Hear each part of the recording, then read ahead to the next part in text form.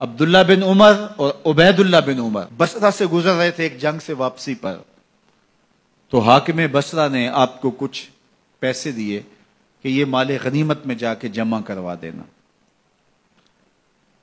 اور پھر خود ہی مشورہ دیا کہ عراق کے اندر فلاں فلاں چیز بہت سستی مل جاتی ہے اور حجاز میں ان چیزوں کی قیمت زیادہ ہے، تو اگر آپ ایسا کر لیں کہ یہ ان پیسوں سے خرید لیں اور جا کے مدینہ المنورہ میں فروخت کر دیں، تو جو زائد پیسے آپ کمائیں گے وہ آپ کے ہوئے، اور یہی اشرفیاں جو میں نے دی ہیں آپ کو، اتنی اشرفیاں بیت المال میں جمع کروا دینا، تم نے محنت کی ہوگی، تجارت کی ہوگی، تو جتنے بچیں گے وہ آپ کے ہوں گے۔ تو انہوں نے کہا بہت اچھا، وہاں سے مال خرید لیا، مدینہ المنورہ میں آ کے بیچ دیا، جتنی اشرفیاں انہوں نے وہاں سے دی تھی بیت المال کے لیے، اتنی بیت المال میں جمع کروا دی۔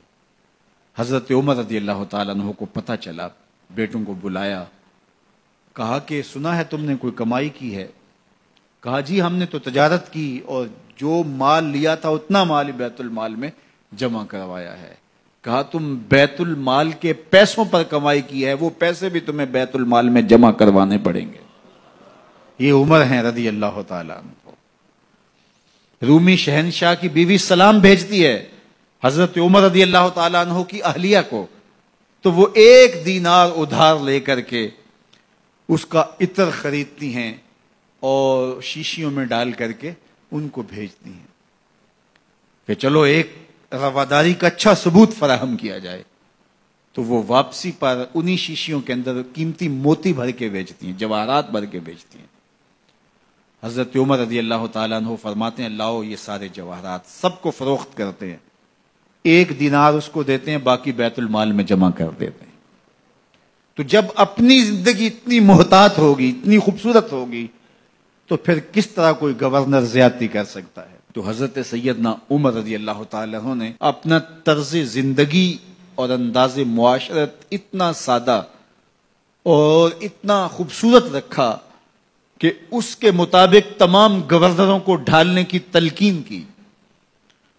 آپ جب بھی کسی شخص کو بطور گورنر اس کا تعین کرتے تو اس کو یہ نصیحتیں کرتے، ایک ترکی گھوڑے پہ سوار نہیں ہوں گے، باریک کپڑا نہیں پہنیں گے، اور انچھنے آٹے کی روٹی کھائیں گے، مکان کا دروازہ نہیں لگائیں گے، کوئی حاجب نہیں رکھیں گے، چوکیدار نہیں رکھیں گے، بواب نہیں رکھیں گے، جو تمہارے تک پہنچنا چاہے ڈائریکٹ پہنچ جائے۔ اللہ اکبر۔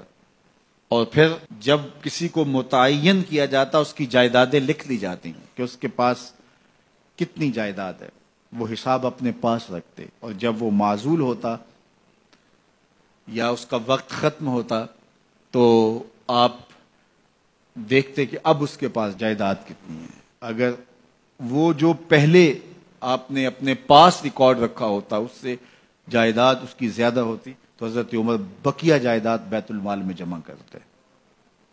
اللہ اکبر۔ اور یہ کیسے تھا؟ گورنر بول نہیں سکتا تھا، اس لیے کہ حضرت عمر کی اپنی بود و باش بھی اسی طرح کی تھی، اپنا طرز زندگی بھی اسی طرح کا تھا۔ مال غنیمت میں بہت ساری چادریں آتی ہیں جو سب کو تقسیم کر دی جاتی ہیں۔